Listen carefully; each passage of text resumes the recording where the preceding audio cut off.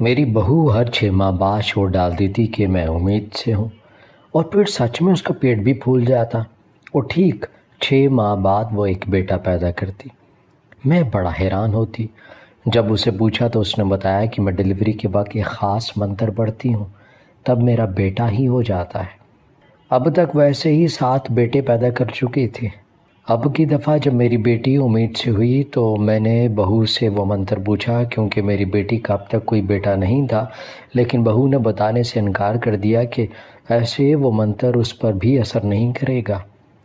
اب جب بہو امید سے ہوئی تو میں دائی کے ساتھ ہی کمرے میں آ کر چھپ گئی اور دیکھنے لگی، اور پھر جیسے ہی بہو نے منتر پڑھا تب اس کمرے میں ایک ڈراؤنی آواز آئی، اور پھر میری بہو کو میں بڑی چاہت سے اپنے گھر میں بیاہ کر لائی تھی، لیکن اس نے وہ کچھ کیا کہ ہمارا سارا خاندان اگر اس کے راز جان لے تو ہم پر تھو تھو کرنے لگے گا۔ میرا نام امیرہ بی بی ہے اور میری عمر 50 سال ہے۔ میں گجرات کے ایک بڑے گاؤں کی رہنے والی ہوں۔ میرا ایک ہی بیٹا ہے جس کا نام جواد احمد ہے۔ وہ میری زندگی کا کل سرمایہ ہے، جس کی وجہ سے میں آج کھل کر ہنستی ہوں۔ اور میری قسمت بھی اچھی تھی کہ بیٹا بھی بہت اچھا تھا۔ وہ میری ہر بات جیسے حکم کی طرح مانتا، اور یہی بات تو تھی جس کی وجہ سے میں بہت مطمئن تھی۔ ایک بیٹے کے علاوہ میری 3 بیٹیاں بھی تھیں، لیکن اسے میری کوتاہی کہوں یا میری غلطی، میں نے کبھی بھی اپنی بیٹیوں کو بیٹے جتنی اہمیت نہیں دی تھی، کیونکہ مجھے لگتا تھا کہ میرا بیٹا ہی ہے جو آگے میرا نام بڑھائے گا اور مجھے سرخرو کرے گا۔ میں نے ہمیشہ جواد کو ہی اپنا وارث سمجھا۔ اپنی بیٹیوں کو تو میں نے کبھی سوچا بھی نہیں تھا کہ ان میں سے کسی کا بھی کوئی مستقبل بھی ہوگا۔ جواد احمد جب چھوٹا تھا تو میں نے اسے اسکول میں ڈال دیا۔ بچیاں اس کی دیکھا دیکھی ضد کرنے لگیں تو انہیں بھی اسکول چھوڑ آئی۔ جواد کی پڑھائی کو لے کر میں بہت سنجیدہ تھی۔ اس کے منہ سے نکلی آدھی خواہش میں فوراً پوری کر دیا کرتی، لیکن جواد میری خواہشوں پر بچپن ہی سے کھرا نہیں اترا۔ میں جو اسے ہر میدان میں اول دیکھنا چاہتی تھی وہ کبھی بھی نمایاں نہیں ہوا۔ بس واجب سے نمبر لے کر پاس ہو جاتا، جبکہ میری تینوں بیٹیاں ہر جماعت میں اول آتی۔ لیکن پھر میں پورے خاندان میں مٹھائی جواد کے پاس ہونے کی خوشی میں ہی بانٹا کرتی۔ ایسے کافی عرصہ بیت گیا اور اب بچے بڑے ہو رہے تھے۔ جواد جیسے ہی میٹرک میں ہوا میں نے اسے پڑھنے بھیج دیا، کیونکہ گاؤں میں 10ویں سے آگے کالج تھا ہی نہیں۔ میری تینوں بیٹیوں نے بھی بہت ضد کی۔ ان میں سے ایک کی تو بورڈ میں پوزیشن بھی آئی تھی، لیکن اس وقت میں اس سب سے لاعلم تھی کہ بیٹیوں کی بھی کوئی اہمیت ہوتی ہے، اور اس وجہ سے میں آج بھی روتی ہوں کہ میں نے اپنی اتنی ہنرمند اور محنتی بچیوں کے کیے کرائے پر پانی پھیر دیا تھا۔ جواد باہر پڑھنے چلا گیا اور ہم لوگ لڑکیوں کی شادی کرتے رہ گئے۔ جیسے جیسے ایک بیٹی کی شادی ہوتی، میرے دل میں جواد کی شادی کا ارمان بڑھتا جاتا۔ میرے دل میں بھی یہ خواہش تھی کہ میرے بیٹے کی شادی ہو اور میں اس کی ساری رسمیں پوری کروں، اپنی بہو کے لاڈ اٹھاؤں، اس کے بچے دیکھوں، اور ایسے منظر جب بھی میں سوچا کرتی تو میری آنکھوں میں آنسو آ جاتے اور میری حسرت بڑھتی ہی جاتی۔ ایک طرف میری خواہش بڑھ رہی تھی تو دوسری طرف جواد کے بہانے۔ وہ چاہتا تھا کہ وہ اور تعلیم حاصل کرے۔ وہ جو نوکری کر رہا تھا وہ اس سے زیادہ کمانا چاہتا تھا، حالانکہ میں نے اور میرے شوہر نے اسے بہت کہا کہ اس گاؤں میں اپنی بہت جائیداد ہے، ساری زندگی رتی برابر بھی تنگی نہیں ہوگی، جتنا پڑھ لیا کافی ہے، گاؤں آؤ اپنا کاروبار سنبھالو۔ لیکن جواد احمد بڑا آدمی بننا چاہتا تھا، اور ایک طرف میں تھی جو اس کے سر پر صحرا سجانے کی خواب دیکھ رہی تھی۔ جواد کے انتظار میں آدھے گاؤں کی لڑکیاں تھیں۔ میرا چاند سا جواد احمد آدھے گاؤں کی عورتوں کی حسرت تھا۔ میں چاہ کر بھی اپنی خواہش ختم نہیں کر پا رہی تھی، اور پھر میں نے جواد کے انکار کو پس پش ڈال دیا اور اس کے لیے لڑکیاں ڈھونڈنا شروع کی۔ میں اسے روز کسی نہ کسی لڑکے کی تصویر بھیج دیتی تھی کہ شاید ہو سکتا ہے کہ کسی حسینہ پر اس کا دل اچانک آ جائے اور وہ شادی پر رضامند ہو جائے، لیکن جواد کا دل کسی کے لیے بھی نہیں پگھلتا تھا۔ آخرکار میں نے فیصلہ کر لیا کہ اب میں اس سے اس کی رائے نہیں لوں گی، بس خود ہی کوئی فیصلہ سنا دوں گی۔ اور تب ہی میری نگاہ میری بہن کی بیٹی شمع پر آ کر رکی۔ شمع बेहद हसीन थी, जैसे उसके नाम से ही ज़ाहिर है। लेकिन जवाद ने शम्मा से रिश्ता होने पर इतना शोर मचाया कि मैं उसका वो रूप देखकर आज भी हैरान रह जाती हूँ। क्योंकि मेरा जवाद तो किसी से ऊंची आवाज़ में भी बात नहीं करता था, और यहाँ वो ऐसे मुझ पर यानी अपनी माँ पर चीख रहा था। मैं आज भी वो दिन याद करती हूँ तो मेरे रोंगटे खड़े हो जाते हैं। उस दिन जवाद 2 महीने बाद घर आया था। मैंने उसकी पसंद की हर चीज़ बनाई थी। रात को जब वो मेरे पास बैठा, मैंने उसे बताया कि मैं उसका रिश्ता अपनी बहन की बेटी शम्मा से कर देना चाहती हूँ, और बदले में अपनी बेटी भी उसके बेटे को दे दूँगी। मेरी बात सुनकर जवाद वही बहाना तकरार करने लगा कि उसे अभी वक्त चाहिए और अभी वह किसी के काबिल नहीं है। मैंने उसे कहा कि बेटा देखो, अभी कौन सा मैं तुम्हें निकाह का कह रही हूँ, अभी तो बात बस रिश्ते ये मंगनी तक ही है, या फिर निकाह कर लो, रुखसती 1-2 साल बाद कर लेंगे। लेकिन बेटा ऐसा तो अच्छा नहीं लगता ना कि उम्र गुजर जाए और रिश्ता तक ना हो। और देखो, वहीं तुम्हारी बहन का भी रिश्ता हुआ है तो आसरा रहेगा। मैंने अपनी तरफ से बहुत जज्बाती होकर जवाद को समझाया था, लेकिन वो तो जैसे कुछ और ही सोचे बैठा था, और फिर भी वो ना माना। मेरे मज़ीद इसरार पर आखिर बिल्ली थैली से बाहर आ ही गई। उसने शहर में एक लड़की पसंद कर रखी थी, और अब से नहीं कई साल से वो उस लड़की को चाहता था। मेरी तो मानो दुनिया ही लुट गई थी। मैं जो बड़ी आस से अपनी बहन को हाँ कराई थी, अब ऐसा लग रहा था जैसे मेरा मुंह काला हो गया। मैंने ख़ानदान में से कई लोगों को भी बता दिया था। एक औरत ने कहा था कि बहन, तुमने जवाद से उसकी मर्ज़ी पूछी है क्या? क्योंकि जवान औलाद है और इस उम्र में सो बातें हो जाती हैं जो माँ बाप को नहीं पता होती। लेकिन उस औरत की बात सुनकर मैं उखड़ गई थी और बड़े फ़ख्र से कहा था कि मेरा जवाद अहमद ऐसा नहीं है। वो तो मुझसे पूछे बग़ैर ईद के कपड़े भी नहीं लेता, कहाँ दुल्हन पसंद करेगा। मेरा वो गरूर देखकर उस औरत ने उठते हुए एक बात कही थी कि ईद के कपड़ों और दुल्हन में बड़ा फ़र्क होता है बीबी। और अब जब जवाद अहमद ने वो बात की तो मैं हैरान रह गई थी। मैंने उसे कहा कि बेटा, तुम तो मेरे बड़े फर्मा बरदार थे, तुम तो कपड़े भी पूछ कर लिया करते थे मुझसे, और अब देखो। मेरी बात को सुनकर जवाद ने भी वही कहा कि अम्मा, कपड़े और दुल्हन में बड़ा फ़र्क होता है। जवाद की बात पर मैं तैश में आ गई। ये वो बेटा था जिसकी खातिर मैंने हर इंसान को पसे पुश डाल दिया था, और अब वही मेरे सामने सीना तान कर खड़ा था। मैंने जवाद को कहा कि देखो, वो जो भी लड़की है उसे मना कर दो, क्योंकि मैं अब ज़ुबान दे चुकी हूँ और मुझे नहीं लगता कि मेरी ज़ुबान के आगे तुम्हें कुछ और होगा। लेकिन जवाद मेरी इन बातों से जज्बाती ना हुआ और कहा कि अम्मा, वो दौर गए जब ज़ुबान और वादा चलता था। आज के दौर में ऐसा कुछ भी नहीं होता। आप भी दिल बड़ा करें और खाला से कहें वो भी अपनी बेटी को कहीं और लगा दे। मैं तो जवाद के इस लबो लहजे पर ही हैरान थी। मैंने उसे बहुत समझाया, यहाँ तक कि दूध न बख्शने की भी धमकी दे डाली, लेकिन वो तो जैसे कुछ और ही सोचे बैठा था। अब वो किसी सूरत नहीं झुकेगा, और आखिरकार मैं तकरीबन हार मान चुकी थी। लेकिन मैंने दिल में अहद कर लिया था कि मैं उसकी शादी पर नहीं जाऊंगी। लेकिन जवाद को तो इससे भी फ़र्क नहीं पड़ता था। वो बस अपनी ही धुन में था। अगर मैं ज़िद्दी थी तो वो मुझसे ज़्यादा ज़िद्दी था, इसलिए वो हार मानने के लिए तैयार नहीं था, और बिलाखिर मुझे ही झुकना पड़ा। लेकिन अभी तो झेलने को और भी बहुत कुछ था। जब मैं अपनी बहन के घर इनकार सुनाने गई तो वहाँ से मुझे वो कुछ सुनने को मिला कि मैंने कभी तसव्वुर भी नहीं किया था जिनका। मेरी सगी बहन ने मुझे मेरी तरबियत के ताने दे डाले और कहा कि तुम तो बड़े फ़ख्र से कहती थी कि मेरा बेटा बड़ा अच्छा है और मेरी बात सुनता है।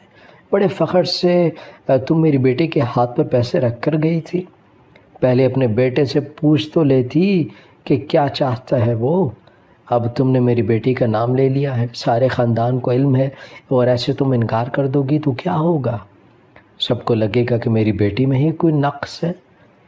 मैंने अपनी बहन से बहुत माफ़ी मांगी थी, लेकिन उसने फिर भी मेरी बेटी के लिए इनकार कर दिया और हर तरह से मुंह मोड़ लिया। मुझे बहुत सदमा हुआ। मैंने घर आकर एक दफ़ा फिर जवाद की मिन्नत की और उसे बताया कि उसके इनकार से हम दोनों बहनों का साथ भी छूट जाएगा। اور تو اور شمع کا نام بھی لے چکی ہوں، خاندان میں سے کوئی اور اس کے لیے رشتہ نہیں لائے گا۔ ہر طرح کے حقائق سننے کے بعد جواد کے کان پر جوں تک نہ رینگی۔ میں اس کی اس بے حسی پر اپنے کمرے میں بند ہو گئی تھی۔ 2 دن میں وہاں بنا کھائے پیے بند رہی، لیکن جواد نے مڑ کر بھی نہیں پوچھا اور نہ ہی مجھے باہر آنے کا کہا۔ میرا دل اس کے رویے پر ٹوٹ چکا تھا، اور 2 دن بعد جب زبردستی باقیوں نے دروازہ توڑا تو میں انہیں بے ہوش ملی تھی۔ مجھے ہارٹ اٹیک آیا تھا اور اب بھی میرے بیٹے کو کوئی فرق نہیں پڑا تھا، لیکن میری تینوں بیٹیاں مسلسل میرے لیے حاضر رہیں اور ایک ٹانگ کر کر کھڑی رہیں۔ ان تینوں کی اس محبت پر میرا دل آنسو روتا تھا کہ میں نے ان کے ساتھ کیا کیا اور بدلے میں وہ کیسا کر رہی تھی۔ مجھے ان کا سارا بچپن یاد آ رہا تھا جب میں نے انہیں جواد احمد سے پیچھے رکھا تھا اور کسی خاطر میں نہیں لائی تھی انہیں۔ لیکن اب کیا ہو سکتا تھا؟ میں نے اپنی تینوں بیٹیوں کو سامنے بٹھا کر ان سے معافی مانگ لی تھی، بلکہ کیا معافی مانگی؟ میں تو اس لائق بھی نہیں تھی کہ وہ لوگ مجھے ان کا بچپن تباہ کرنے پر معاف کر دیتی۔ رمشا سے سب سے زیادہ معافی مانگی تھی، کیونکہ پہلے اس کی پڑھائی کا سلسلہ میری وجہ سے ہی ٹوٹا تھا، حالانکہ اس نے ہمارا نام بھی روشن کیا تھا، اور اب اس کا رشتہ ٹوٹ گیا تھا۔ مجھے علم تھا کہ رشتہ ٹوٹنا یہاں کتنی بڑی بات ہے، لیکن میری اعلیٰ ظرفی بیٹی نے میرا حوصلہ بڑھایا اور پھر میں گھر آ گئی۔ لیکن جواد ایک مرتبہ بھی میرے پاس نہیں آیا۔ گھر میں چلتی اس صورتحال پر پہلی دفعہ میرے شوہر بیچ میں آئے تھے۔ وہ آج تک گھریلو معاملات میں نہیں پڑے تھے، لیکن اب وہ بھی شاید مجبور ہو گئے تھے۔ اب انہوں نے اپنا آخری فیصلہ سنا دیا تھا۔ انہوں نے مجھے اور جواد دونوں کو سامنے بٹھایا اور کہا کہ اب وہی ہوگا جو میں چاہوں گا۔ میں نے تم دونوں کو وقت دیا کہ دونوں آرام سے معاملہ سلجھا لو، لیکن دونوں ضدی ہو، اس لیے اب فیصلہ میں کروں گا، اور میرا فیصلہ یہ ہے کہ جواد کی شادی وہیں ہوگی جہاں وہ کہہ رہا ہے، لیکن اس کی دلہن ہمارے ساتھ یہاں رہے گی۔ جواد چاہے تو شہر جائے، نہیں تو یہاں رہے۔ اب فیصلہ یہی ہے اور اس پر عمل ہوگا۔ مجھے توقع تھی کہ شاید جواد انکار کر دے، کیونکہ ایسا کیسے ہو سکتا تھا کہ وہ اتنی محنت اور پڑھائی کے بعد شہر آ جاتا اور ایک شہری بیوی کو بھی لے آتا۔ شہری لڑکی کیسے اس گاؤں میں رہ سکتی تھی؟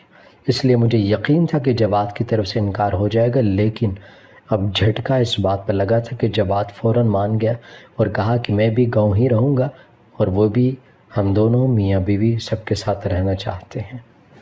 اب فیصلہ تو ہو گیا تھا، اب نہ چاہتے ہوئے بھی ہمیں اس کے دلہن کو دیکھنے شہر جانا تھا۔ پسند نہ آنے کی صورت میں بھی انکار کی گنجائش تو تھی نہیں، اس لیے چپ چاپ بس مروت نبھانے سب چل رہے تھے۔ اور جیسا میں سب سوچ رہی تھی، وہاں جا کر تو سب بالکل الٹا نکلا۔ وہ لوگ کوئی امیر گھر کے نہیں تھے، بلکہ ان کے گھر سے کہیں گنا زیادہ آسائشیں ہمارے گھر میں تھیں، بلکہ ہمارا گھر تو ان کے سامنے محل تھا۔ ایک دم سے ہی ان کی حالت دیکھ کر مجھ میں ہمت آ گئی، اور مجھے ایک سکون ملا تھا کہ بہو نچلے گھر کی ہے، یعنی اسے دبانے میں مشکل نہیں ہوگی۔ لیکن مجھے تو وقت ہی بتانے والا تھا کہ میرے ساتھ کیا ہونے والا تھا۔ آخرکار سارے معاملات طے پا گئے اور زارا ہمارے گھر دلہن بن کر آ گئی۔ وہ خود بھی کوئی ماورائی حسن کی مالک نہیں تھی، ساولی سی وہ لڑکی جس کے نین نقش بھی بس ٹھیک ہی تھے۔ اس پر میرے بیٹے کا دل آیا تھا۔ وہ گھر آ گئی اور ہر کسی کے ساتھ ہنس ہنس کر باتیں کر رہی تھی۔ جواد کی شادی پر میری بہن نہیں آئی تھی۔ مجھے بھی اب فرق نہیں پڑتا تھا کہ کوئی آئے یا نہ آئے۔ میں نے جلدی سے ایک اچھا گھر دے کر رمشا کا رشتہ پکا کر دیا اور جواد کے ساتھ ہی اس کا نکاح بھی کر دیا۔ جواد کے ولیمے کے دن اس کی رخصتی تھی۔ اب میں بھی سکون میں تھی کہ میں نے اپنے سارے فرض ادا کر دیے۔ زارا اچھی لڑکی تھی، بلکہ میں جو سمجھ رہی تھی کہ بہو آئے گی اور آتے ہی میدان جنگ بن جائے گا گھر، میں نے تو یہ بھی سوچ لیا تھا کہ اب مجھے کیا کیا ہتھ کنڈے اپنانے ہیں اور بہو کے ساتھ کیسے رہنا ہے۔ لیکن بہو نے تو میرے سارے ارادوں پر پانی پھیر دیا تھا۔ میں تو بڑی حیران تھی، کیونکہ وہ مجھے لڑنے کا ایک بھی موقع نہیں دے رہی تھی، اور اس کا رویہ دیکھ کر میرے دل سے جواد کی ناراضگی بھی ختم ہوتی جا رہی تھی۔ بہو نے شادی کے 1 ماہ بعد ہی شور ڈال دیا تھا کہ وہ امید سے ہے، اور تب تو میری آنکھوں میں آنسو ہی آ گئے تھے، اور جو ناراضگی بچی تھی وہ بہو کی امید سے ہونے والی بات نے پوری کر دی تھی۔ وہ اتنی جلدی مجھے دادی بنا رہی تھی، اور مجھے کیا چاہیے تھا؟ میں بھلا کیوں ان دونوں سے ناراض رہ کر رب کی نعمت سے منہ موڑتی؟ اس لیے میں نے انہیں دل سے معاف کر دیا۔ جواد احمد پھر سے میری آنکھوں کا تارا بن گیا، بلکہ اب اس کے ساتھ ساتھ زارا اور آنے والے مہمان بھی مجھے اب سکون دیتے۔ یہاں تک تو سب کچھ ٹھیک چل رہا تھا، لیکن پھر مسئلہ تب ہوا جب چھٹے ماہ میں ہی میری بہو کو درد اٹھا اور پھر اس نے گھر ہی میں دائی بلانے کا کہا۔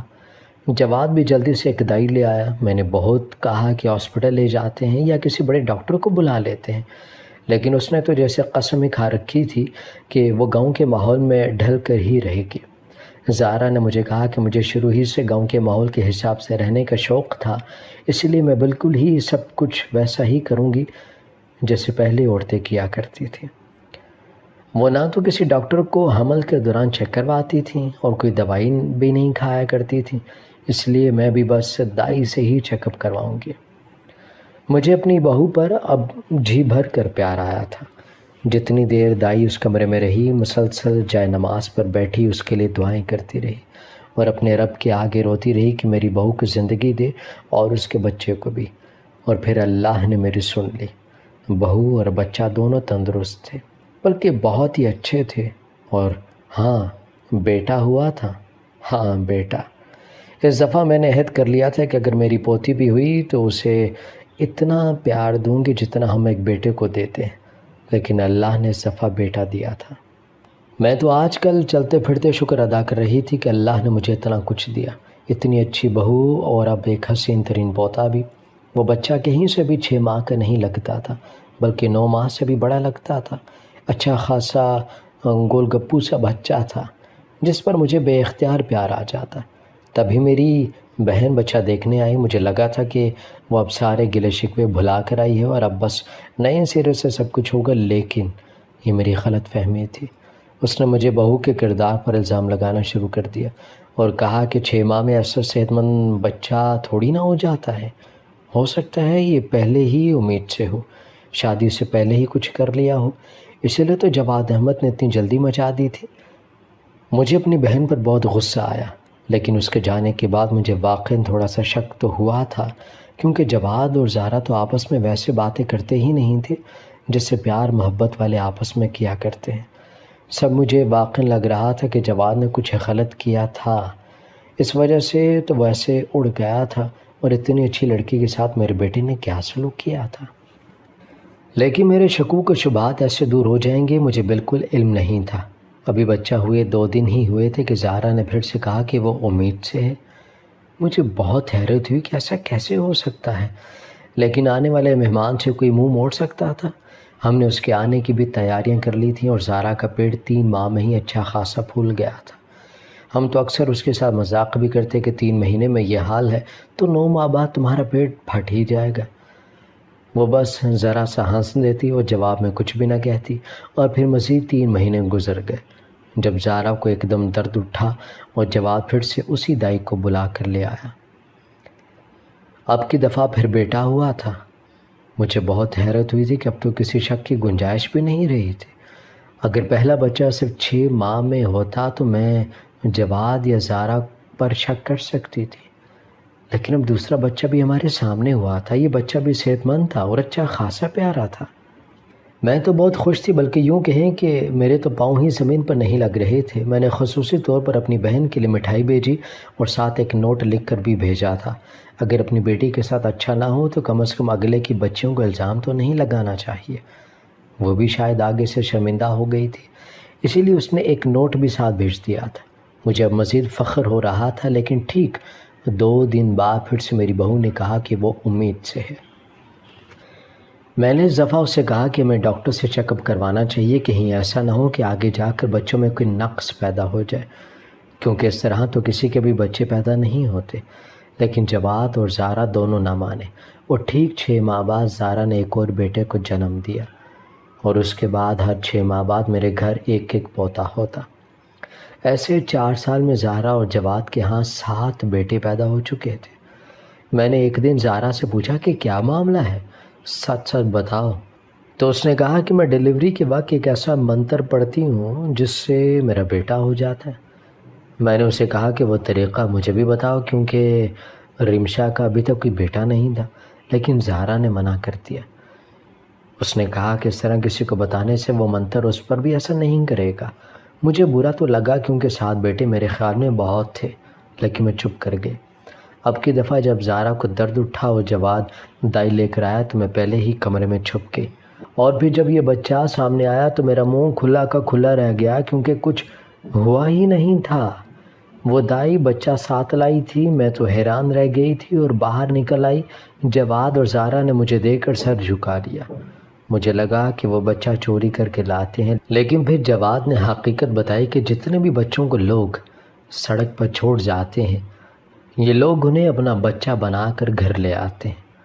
ان سب دوستوں نے ایک تنظیم بنائی ہے اور ہر 6 ماہ بعد ایک بچہ لینا پڑتا ہے۔ اگر وہ یہ بات گھر بتاتے تو شاید شک ہو جاتا، اسی لیے یہ سب ڈرامہ کرنا پڑا۔ زارا بھی انہی کی دوست تھی، اس لیے وہ سب کچھ کرنے کے لیے مان گئی۔ مجھے اب اپنے بچے پر مزید فخر ہو رہا تھا کہ اس نے میرا سر فخر سے بلند کر دیا تھا۔